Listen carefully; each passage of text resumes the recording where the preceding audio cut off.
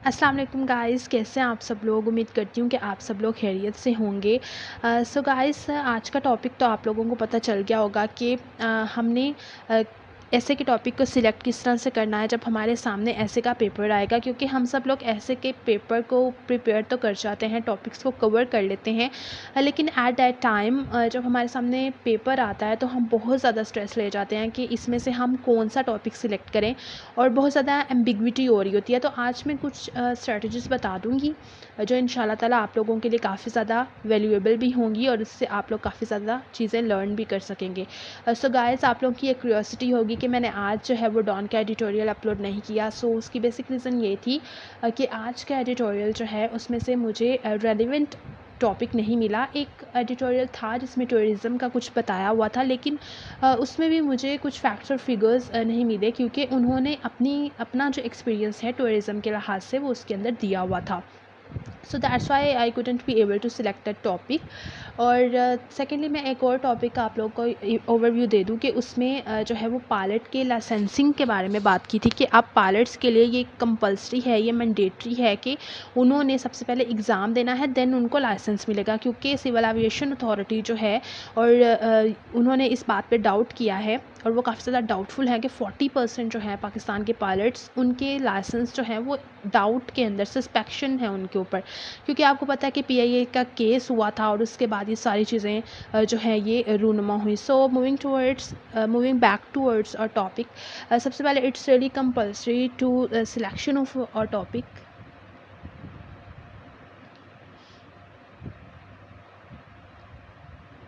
in English essay.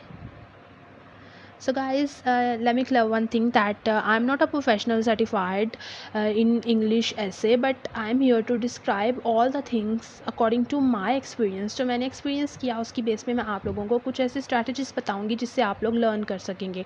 और एक और बात कि अगर आप लोगों को मेरी किसी भी वीडियो में लगता है कि आप लोगों को भी यहाँ पर कोई इन्फॉर्मेशन शेयर करनी है, then you can easily share, और ताकि आप लोग भी लर्न कर सकें और मैं भी आप लोगों से लर्न कर सकूं।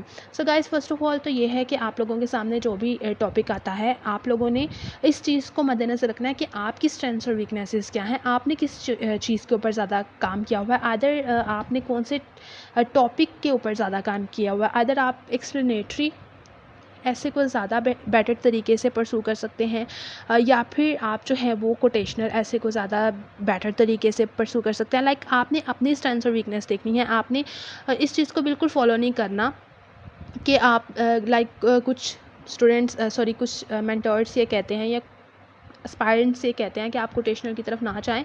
और इसको मैंने अपने लास्ट ऐसे में भी कहा था कि बेहतर ये होगा कि कोटेशनल की तरफ ना जाएं, लेकिन उसकी भी एक रीज़न थी। लेकिन इसका मतलब ये हरगिज़ नहीं है कि अगर आप इसमें बेटर हैं, या आपका लिटरेचर जो है वो बैकग्राउंड है, और आप लिटरेचर में काफ़ी ज़्यादा जो है वो इन्फॉर्मेशन रखते हैं, तो आप इस ऐसे को अटेम्प्ट ही नहीं करें, रादर देन कि आपको उसके बारे में सफिशेंट नॉलेज भी है। तो आपने उस ऐसे की तरफ जाना है जिस ऐसे में आप लोगों का फ़र्स्ट ऑफ़ ऑल तो आप लोगों का सफिशेंट नॉलेज हो।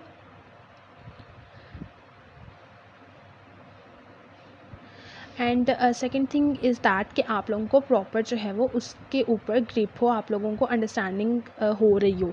लाइक अगर आप लोगों के सामने कोई भी टॉपिक आता है और आप लोग उसके अंदर किसी एक भी टर्म से या एक भी वर्ड से अगर आप लोगों को कन्फ्यूजन है, एम्बिग्विटी है, तो गाइस आप लोगों को उस टॉपिक की तरफ नहीं जाना चाहिए। क्योंकि जो एग्ज़ामिनर है उसने ऑब्वियसली ट्रिकी टॉपिक्स डाले होते हैं जिसमें एक एक पॉइंट का सेपरेट मीनिंग निकल रहा होता है।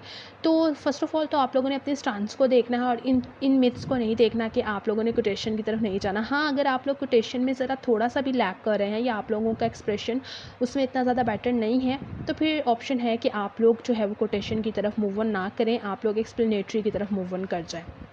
अब गाइस, वो जो ओपिनियन ऐसे होते हैं, अब यहाँ पर कुछ ओपिनियन ऐसेज़ होते हैं जिसमें उन्होंने होता है एग्ज़ामिनर, उसने हमारी ओपिनियन मांगी होती है। अगर ऐसा कोई ऐसे आ जाता है और आप लोग ये समझते हैं कि मैं इसको बेटर तरीके से लिख सकता हूँ या लिख सकती हूँ, तो डेफ़िनेटली ऑप्ट करें। लेकिन इसमें मैं आप लोगों को एक स्ट्रैटेजी बता देती हूँ।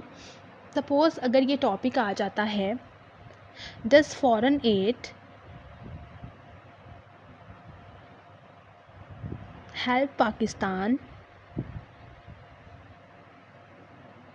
to achieve its economic stability. क्या फ़ॉरेन एड पाकिस्तान को ये हेल्प कर रही है कि पाकिस्तान अपनी इकोनॉमिक स्टेबिलिटी जो है उसको अचीव कर पाए, या इकोनॉमिकली पाकिस्तान जो है वो बूस्ट अप हो पाए?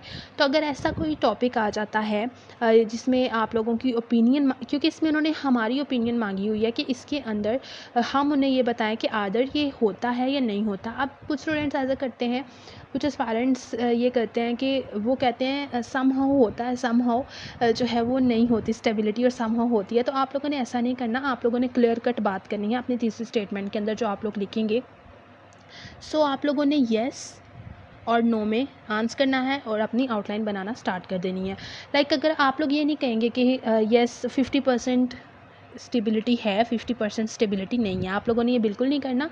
आप लोगों ने एक बात करनी है, लाइक आप लोग अगर ये कह रहे हैं कि येस होती है स्टेबिलिटी, इन्हांस होती है इकोनॉमिक स्टेबिलिटी, तो आप लोग उसके ऊपर ही अपनी पूरी आउटलाइन बना के अपने आर्गूमेंट्स देंगे। अगर आप ये कह रहे हैं कि नहीं होती, तो आप लोग इसके ऊपर पूरी आउटलाइन बनाकर अपने आर्गूमेंट देंगे। तो ये ऐसे है जिसमें आप ओपिनियन भी कह सकते हैं इसको, जिसमें उन्होंने आपसे ओपिनियन मांगी हुई है कि आप अपनी ओपिनियन बताएं। अब कुछ ऐसे होते हैं जो एक्सप्लेनेटरी ऐसे होते हैं जिसमें उन्होंने आपसे पूछा होता है कि आपको बस एक स्टेटमेंट दे दी होती है, आपको उसको एक्सप्लेन करना होता है। तो गाइज़ ये तो हो गया कि अगर आपके सामने कोई भी टॉपिक आता है तो आपने उसको सिलेक्ट करते हुए किन चीज़ों को मद्देनज़र रखना है, और अगर आप लोगों ने उसे सिलेक्ट कर लेना है, सिलेक्शन ऑफ टॉपिक हो गई है, तो फिर आप लोगों ने क्या करना है। अब गाइज़ एक और चीज़ है कि आप लोग कितना टाइम लें मिनिमम। आप लोग क्या करते हैं कि जब आपके सामने पेपर आता है तो सबको ये होता है ऑब्वियसली कि हमारा पेपर जो है वो कंप्लीट हो जाए और हमारा पेपर हाफ ना रहे। तो हम क्या करते हैं कि फ़ौरन से ही टॉपिक देखा और उसके ऊपर जो है वो लिखना स्टार्ट कर दिया without any concentration, without any focus, और कि कोई भी बात हमने नहीं सोची या कोई भी पॉइंट नहीं सोचा या उसको हमने चंक्स में नहीं पढ़ा और उसकी डिमांड नहीं देखी और हमने फ़ौरन से लिखना स्टार्ट कर दिया। और बाद में समहाउ कुछ एस्पायरेंट्स को एंड पे जाके पता चलता है कि ये जो मैंने ऐसे लिखा है ये शायद उसकी रिक्वायरमेंट के अकॉर्डिंगली नहीं है। ये सेकेंडली कुछ एस्पायरेंट्स को पता ही नहीं चलता, वो अपनी तरफ से बहुत अच्छा ऐसे लिख के आते हैं, लेकिन बाद में उनको अपनी मिस्टेक का ख्याल आता है कि उन्होंने कौन सी मिस्टेक किया है।